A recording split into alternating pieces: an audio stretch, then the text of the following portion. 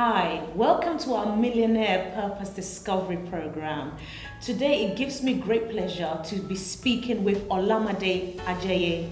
Olamide, he is the CEO of Cambridge Assisted Academy, and his personal mission is to raise 100,000 young millionaires in his lifetime. Olamide, wow. Please, welcome to the program and tell our viewers who you are and what you do. Thanks so much, Blessing. It's a privilege to be here today. Yes, as she said, my name is Olamide2. I've lived in the UK for about 12 years, and I came all the way from Nigeria and Africa. And of course, it's my personal passion and purpose to see young people rise up in their financial capacity to an outstanding podium, if you like. That is because that was one opportunity I didn't have growing up. And so one of the promises, which is my own personal manifesto, was that should I find the opportunity to actually make some money, then I will put myself in a position to teach other young people how I got the money, and so that I don't want to see them live the kind of life that I lived when I was quite young. So that's what I'm driven by, and every day that I wake up, it gives me a sense of joy that at least I'm living on purpose. Amen. I like that. So how did you really come to discover that this is your purpose, that this is what God wants you to do? What was your journey like?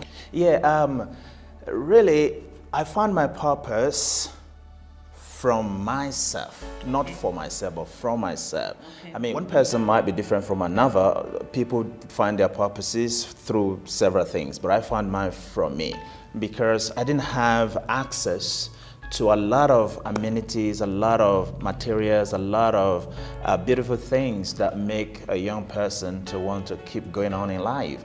For example, I was born in a little village and my parents didn't have much at all.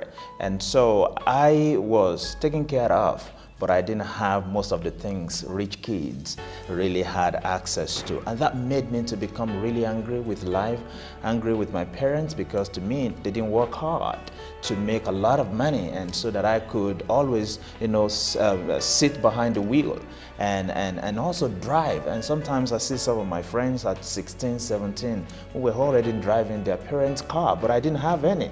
And so all of this made me really, really angry in life.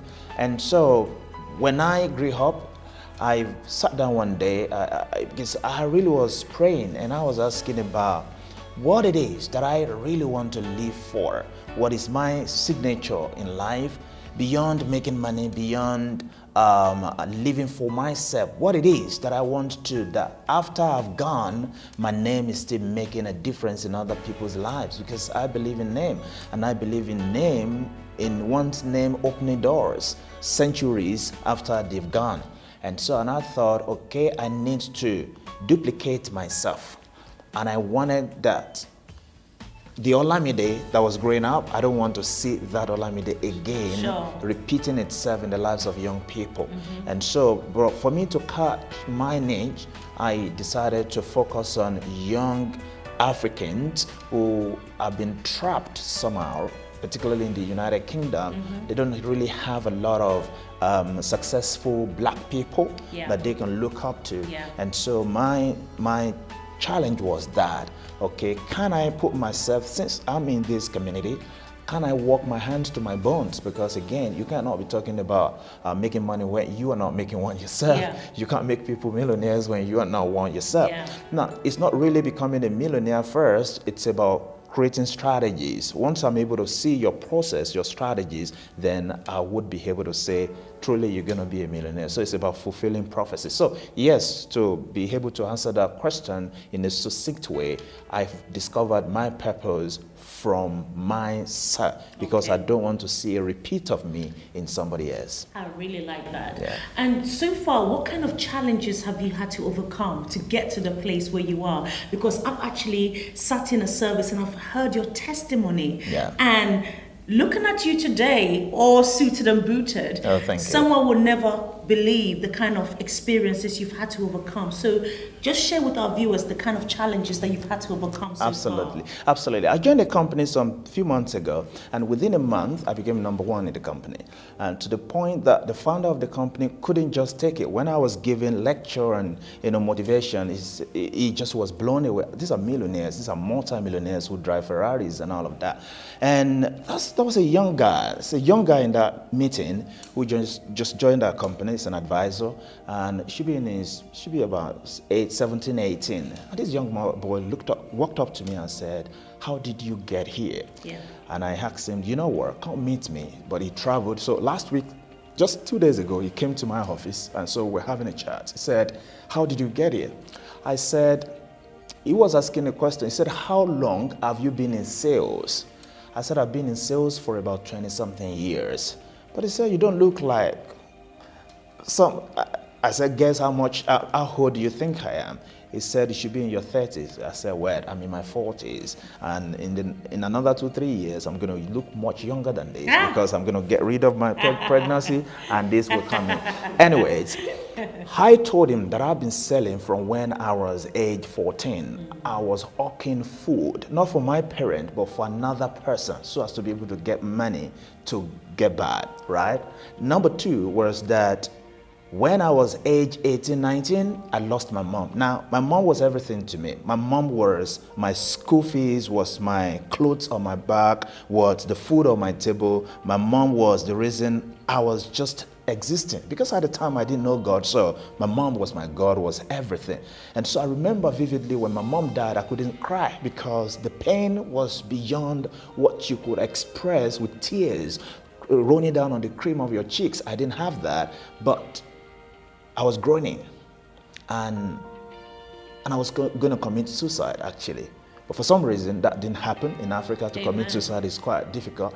Now, yeah, really difficult. Now, at that point, I made up my mind that I was going to make it regardless. Now, whether it takes killing somebody, I was just going to make money. It does. So that was the beginning. That was the toughest challenge of my life, losing my mom, nobody to take care of you. You're only a teenager, and this was not in England or anything. This was in Africa. You have to pay your own school fees yourself, feed yourself, no government welfare and all of that. But in the midst of that, I made a lot of mistakes. I made terrible, terrible mistakes. And these mistakes, I try as much as I can to help a lot of young people never to get close to making such mistakes. So I had such a huge challenge. Number two challenge I had was that I was disfocused in my life. I was always trying out several things. You see, if this should work, if this doesn't work, maybe the other would work. Then you find out that you start to dispel your energy. You see, what works in life is when you have a razor sharp focus, when your energy is streamlined towards one thing. You keep hammering at it. Before you know what is happening, what looks like a rock solid object becomes soft. Yeah. So I didn't learn that principle early enough. So I kept trying a lot of things that really slowed me down. It's a major challenge for me. Another challenge I had, of course, probably this is a universal problem. I had insufficient funds. I had a lot of plans, but I had little access to resources, financial resources. And of course, I had no mentors. When you have a mentor, the journey of 10 years can be cut down to 3 years. Yeah. And so if I had raised for myself mentors that would help me to access funds, what to do and all of that, then that would have been able to help me. So I lost my mom, the first challenge. Number two challenge was because I had no focus. I knew what I wanted to do, but I didn't know how to do it. So I kept trying out a lot of things. And of course, number three, I didn't have a rock solid, superior and qualitative mentor who wouldn't care just about what they want to get, but want to impart your life with what they've got. Amen. So if there are young people watching this, and in fact, for any of our viewers, and they want to be mentored by you, because like you said, when you were growing up, you didn't have a mentor. That's right. But now your aim is to raise 100,000 millionaires. That's right. The question they might be asking is, how are you going to do that? Is it through mentoring? That's Because that's something you've mentioned. That's How are right. you going to do Yeah, that? fantastic. I've got, without strategy, vision is never fulfilled. So that's my vision, but my strategy is number one, I do a lot of one-to-one talk with you. I want to know where you are. I want to know who you are, and I want to know where you are headed. Now, even if you don't know where you're going, my job is to help you position yourself, because that's key. Now, positioning is bigger than anything else that you could ever imagine in life. So my job as a coach, as a mentor, is to sit down with a young person and help them position themselves. Now, what do I mean by that? I have a lot of friends in entertainment and all of that. So if your job is, if your passion is to thrive in the entertainment firmament, it's to get you hooked up with someone who is successful in the entertainment, right? And I will give you my own personal motivation, what you need to do, but then I will get somebody that you can look up to in that place so that they can teach you the secret of the streets, right? Now, there are people who have impetus, affinity for business, right? Which is the area that I actually thrive in. The question is, what sort of business are you talking about? A lot of people, a lot of young people particularly, they want to come up with ideas. They want ideas from ideas that never existed. But what I do tell them is that the best way to thrive is to thrive through what I call synthetic ideas. Synthetic idea is idea that is already in existence somewhere. All you need to do is build on it, right? For example, if you use Uber, or you use Deliveroo, for example, these companies are actually learn from them. Uber, when Uber came to the United States, taxi business has been in existence for long, but what did they do? They dislocated what I call market dislocation. So they dislocated the market. They look at what taxi or transportation system is like. They then ask questions. How can we make it faster? How can we make it cheaper? But how can we also shroud excellence around it? So they made it quicker. People could access taxis without having to wait forever, and then they don't have to have cash in there. So these are the things that I teach a lot of young people. You want to succeed? Look at a product or service that is already thriving out there, and then pick it, then dislocate it, work on it, develop it, build on it. So I do that through one-on-one coaching. I've got an online platform, so whoever is interested, I don't charge any young person. If you are less than age 23, it's always free of charge. But once you are 23 and above, I'm going to have to charge you so as for you to feel what commitment is. You need to be able, I need to be able to teach you the principle of conscientiousness, diligence, the purity of work. Without you putting your money down, there is no way you can deliver at a superior level. So yes, I do that. And in September, I'm going to be running a training, right? It's not going to be free because I'm going to be bringing some speakers to talk essentially for young entrepreneurs. And so these are the ways by which, of course, I call them over the phone and I arrange meetings in my office and all that. Yeah. Excellent. So my final question is, what advice would you give to someone who's watching this? They love your passion and they feel a similar passion that, look, they also want to help young people, or they want to help people in businesses. That's right. What advice would you give them about how to discover their purpose? Because they may want to do it, but they're not 100% sure. Sure, that's right. Any advice to them, please? Fantastic. Number one is know that you were created as a unique entity. Because if you defeat yourself on the platform of if you don't believe in yourself, then that is the first test. So you've actually failed the first test. So you've got to believe in yourself regardless of how you were born, where you were born, who you are now. You could actually be a member of a gang right now. That is not the end of it.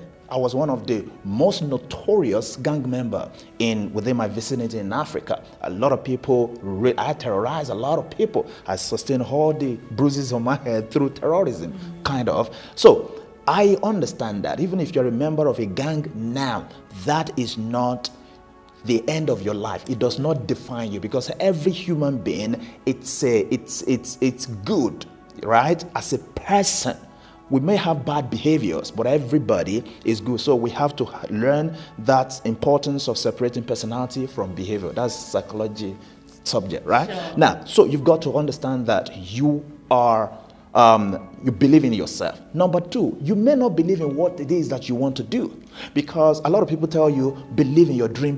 No. You may not believe in it because of the fact that you don't have a mentor that will walk with you to help you believe in it. But what is in your hand, whether you believe in it or not, is of no consequence. But you have something in your hand.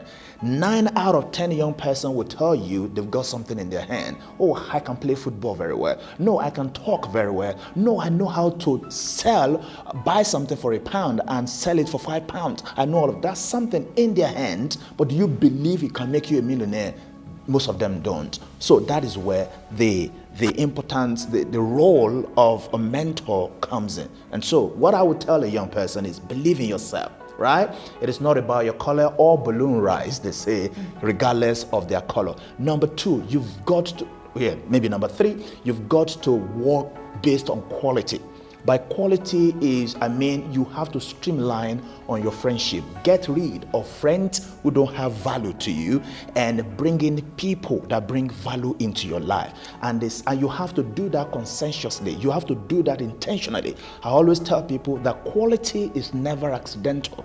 Right? It is a product of high intention, delivered always with sincerity of effort, intelligence of direction, and skillful execution. And all of these things can be learned through a mentor. Get a mentor. If you're a young person, you're trapped in the quagmire of distraction, of disfocus, you're trapped with the wrong people, that is not the end of it. It is part of the component that will make you a great person. So get a mentor, that would help. I love that. Get a mentor. Olamide, I know that you are an author. You've written several books. That's right. So please share with the viewers the names of your books. That's and right. Also tell them how they can get in touch with you if they would love for you to be their mentor. Absolutely. I want to be your mentor. Or mentee, I should say. So how can Fantastic. First of all, what's your book? Yeah. And then how can they get in touch with So you? that's the thing I was talking about in terms of whether you believe there's something in your hand. My first book is called Break the Limit, something like that. It was a rubbish book. I didn't like the grammar. It was bad. But I was so passionate about publishing a book. For two reasons. I was passionate because I needed to pay my bills. And I knew that once I published this book, then I'm going to get some money. And I did get some money. But it was rubbish. So that was my first book. It wasn't great. It wasn't good. I can't publish that again. The first print, that was it. The second book is that, and that was a bestseller. Starting small is beautiful. Powerful, small book, but it changed the lives of a lot of people. And the third book that I wrote, it's called Learn and Grow Rich. And that is what I called, the reason why it became a bestseller was because I always learned to dislocate market. Now, my book cover, it's like the same book as Robert Kiyosaki. What's that called? Rich Dad and Poor Dad. That if you put my book on a shelf and you will pick my book and pick the other book along with it, because I was smart with the designing of the book cover. So I said Learn and Grow Rich, and I picked that topic from Think and Grow Rich, and mine is Learn and Grow Rich. And then I used purple color as Robert Kiyosaki's book. And the fourth one is called The Secret of Business and Organizational Development. So it's a leadership book. My fifth book is called Make It Happen. Also, it's the biggest. I mean, it's quite voluminous. That really was also a bestseller. Olamide, thank you. You're You're a welcome. great mentor, and you. our viewers, you've made yourself available to them. So if you want to be mentored by Olamide, you know what to do. We'll provide all your contact details as well That's as right. any social media links if you have them. Yeah, definitely. Just to say thank you very much You're for welcome. sharing your purpose with us. I do appreciate it. Thanks so much. Thank you. Fantastic.